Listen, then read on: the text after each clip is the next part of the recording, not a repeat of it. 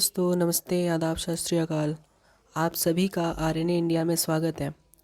RNA India एक ऐसा platform जहां हाल ही की घटनाओं पर आधारित विश्लेषण दिए जाएंगे। हाल ही में सिपरी की रिपोर्ट प्रकाशित हुई है, आज हम उस पर विश्लेषण करेंगे। शुरुआत करने से पहले जान लेते हैं आज का motivation. Never stop doing great just because someone doesn't give you credit. दोस्तों, हम सबके साथ कभी न कभी ऐसी घटनाएं अवश्य हुई होती हैं जब हमें हमारे कार्य का क्रेडिट नहीं मिलता। इसे हम इस प्रकार भी समझ सकते हैं दोस्तों, यदि आप असफल होते हो और आप किसी की सफलता के लिए पूरा योगदान देते हो और जब वह व्यक्ति सफल हो जाता है और आपके योगदान को भूल जाता है तो बहुत तकलीफ़ होती है, या यूँ कहें कि आप उसकी नज़र में एक असफल व्यक्ति हैं। इसलिए आप अपने काम को इतना बेहतर करिए कि सामने वाले की आप ज़रूरत बन जाए। और यदि आप किसी के काम आ रहे हैं तो वो आपकी अच्छाई है, उसकी एवज में यदि आप उससे कुछ अपेक्षा भी नहीं करते तो वो आपकी महानता है। इसलिए जब भी अच्छाई करने का अवसर मिले तो आप करते रहें। शुरुआत करने से पहले देखते हैं आज का प्रश्न। India won the Oscars in 2023 for. दोस्तों, रिसेंटली यह न्यूज़ काफ़ी सुर्खियों में है। जल्दी अपना आंसर कमेंट करें, हम जानेंगे इसका आंसर वीडियो के अंत में। दोस्तों, हाल ही में सिपरी की रिपोर्ट प्रकाशित हुई है। सिपरी का फुल फॉर्म है Stockholm International Peace Research Institute. यह स्टॉकहोम का एक ऐसा संस्था है जो डिफेंस से संबंधित विषयों पर विश्लेषण करता है।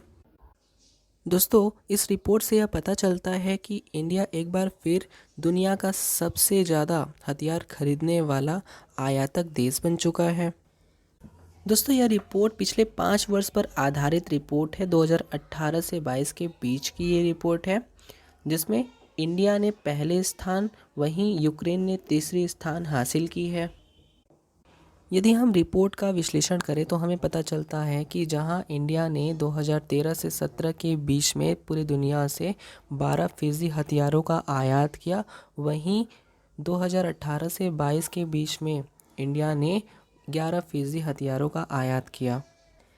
इस रिपोर्ट के अनुसार दुनिया में सबसे ज़्यादा हथियार खरीदने वाले जो देश हैं वो India, Saudi Arabia, Qatar, Australia और चाइना है। वहीं इस लिस्ट में 14% बढ़ोतरी के साथ पाकिस्तान ने 8वां स्थान हासिल किया है और चाइना इसका मेन सप्लायर रहा है। रिपोर्ट की मुख्य बिंदु कुछ इस प्रकार है। जहां पाकिस्तान ने 14% की बढ़ोतरी के साथ 8वां स्थान दर्ज किया है, वहीं फ्रांस ने अपने एक्सपोर्ट में 44% की बढ़ोतरी की है और यूएस ने भी ग्लोबल आर्म्स एक्सपोर्ट में 33 से 40% की बढ़ोतरी की है। और रसिया के एक्सपोर्ट में गिरावट देखने को मिला है। जहां पहले रसिया 22% एक्सपोर्ट किया करता था, अब घटकर 16% हो चुका है। दोस्तों, यदि हम 1993 से 2022 के बीच दुनिया का सबसे बड़ा हथियार आयातक देश की बात करें तो वह भारत है। और अब भारत रूस, फ्रांस, अमेरिका और अन्य देशों के साथ हथियारों की खरीद को कम कर रहा है।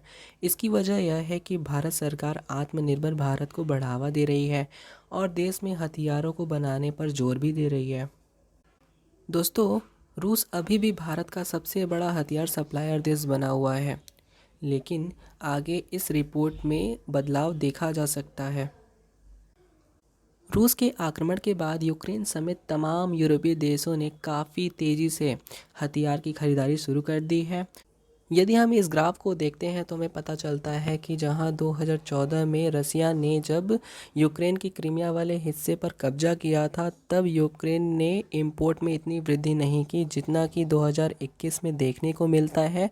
यूक्रेन की इस वृद्धि के बाद ही यूक्रेन दुनिया का तीसरा सबसे बड़ा हथियार आयातक देश बन चुका है। दोस्तों, नाटो में शामिल देशों में भी हथियार के खरीद को लेकर प्रतियोगिता देखी जा रही है और प्रमुख हथियारों के आयात में लगभग 65% की वृद्धि हुई है। यदि हम सबसे बड़े व्यापारी की बात करें मतलब अमेरिका की, तो यह कहना भी गलत नहीं होगा कि युद्ध कहीं भी होता है अमेरिका का फ़ायदा होता है उसमें। चाहे वो इज़राइल फ़िलिस्तीनी कॉन्फ्लिक्ट हो, ईरान सऊदी कॉन्फ्लिक्ट हो या इंडिया पाकिस्तान कॉन्फ्लिक्ट हो। यदि हम 2013 से 17 के बीच 10 लार्जेस्ट एक्सपोर्टर्स की लिस्ट को देखें तो यूएस पहले स्थान पर दिखता है 34% के साथ। वहीं रसिया 22% के साथ दूसरे स्थान पर, फ्रांस 6.7% के साथ तीसरे स्थान पर, जर्मनी 5.8% के साथ चौथे स्थान पर, वहीं चाइना 5.7% के साथ पाँचवें स्थान पर था।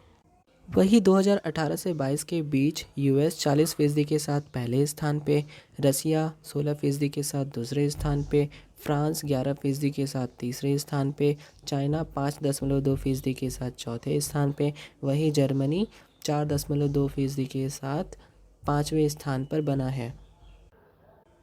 यूरोप के साथ ही पूर्वी एशिया में भी तनाव देखा जा सकता है। अमेरिका के दो बड़े सहयोगी जापान और दक्षिण कोरिया ने भी हथियारों की खरीदारी में विशाल का इजाफा किया है।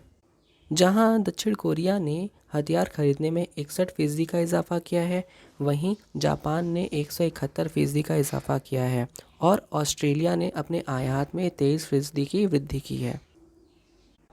आइए थोड़ा सिप्री को भी जान लेते हैं। सिप्री का फुल फॉर्म है Stockholm International Peace Research Institute. इसका गठन 6 मई 1966 को हुआ। इसका हेड क्वार्टर सोलना में है और लोकेशन स्टॉकहोम स्वीडन है। दोस्तों आते हैं आज के प्रश्न पर। तो इंडिया ने हाल ही में तेलुगु सॉन्ग नाटू नाटू और short documentary film the elephant whispers पे ऑस्कर्स प्राप्त किया है।